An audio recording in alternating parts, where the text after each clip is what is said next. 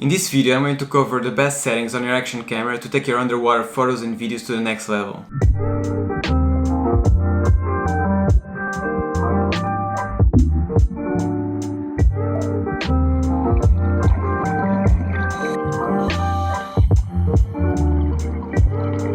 So I'm going to use the DJI Osmo Action because it is the camera that we not only use for our underwater stuff, but also in every other occasion that we are not comfortable enough to take our precious mirrorless camera with us.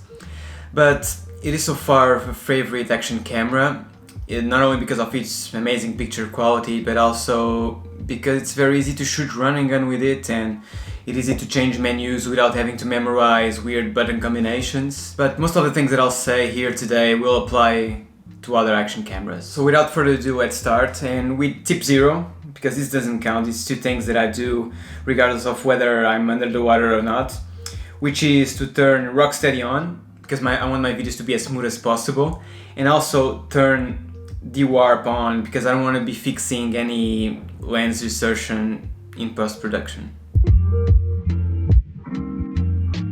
So for white balance, I usually choose underwater auto white balance. Yeah, I know it's super obvious. However, if you're taking your lights with you, you can set the white balance to match the color temperature of your lights.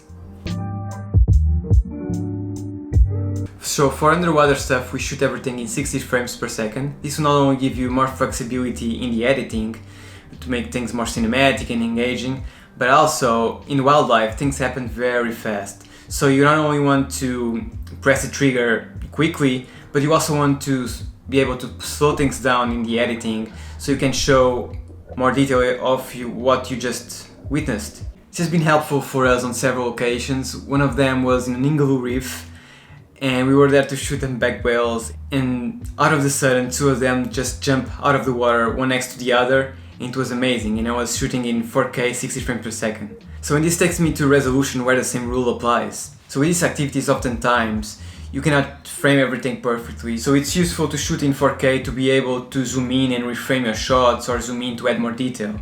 However, shooting in 4K will drain your battery very quickly and will fill your SD card. So most of the times we only shoot in 4K when we feel we really need to. That's why it's important to be able to have a camera that will let you change modes very quickly. In order to manually adjust the exposure, I would have to use the back LCD screen, which is very difficult underwater and impossible if you are using the waterproof case that lets you go to 60 meters. And in addition to this, light can change dramatically underwater. Also, you want to be paying attention to what's happening and not to your camera. So I just shoot everything in auto mode for both photos and videos. The only thing that I do is set the maximum ISO to 800 so I don't have too much noise on my videos, because this is a small sensor, and so far it's been perfect.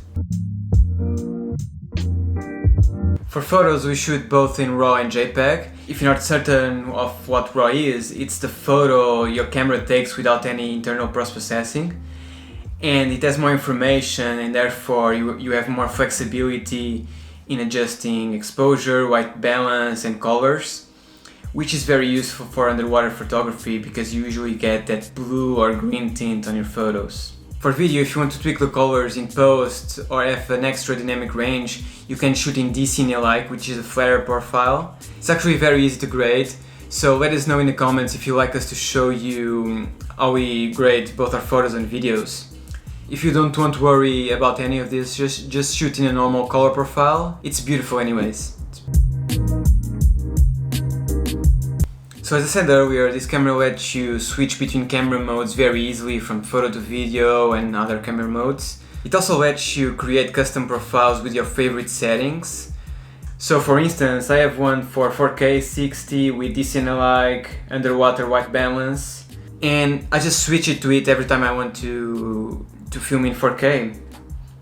So I can show you how to set up a profile with 1080 for instance, but you realistically you can change it to whatever you want. So let me do this. You have to go to the video mode and then select 1080, 60, DCine-alike, Rocksteady, set ISO to maximum to 800, and then whenever when you're done, you just go to this little guy, C2, and just set it to C2, okay. Afterwards, just go to the quick menu, select 3 dots, and make C2 available. And that's it, roasted. To recap, set white balance to underwater auto white balance or match it with the color temperature of your lights if using them. Shooting 60 frames per second so you can slow it down if needed. Shooting 4K to reframe or zoom in if needed. Use your camera in auto mode but with the maximum ISO. Take photos in RAW for flexibility in the editing. Use the DCNLI color profile if you want to tweak the colors or have more dynamic range. Create your custom profile so you have your most useful settings always accessible.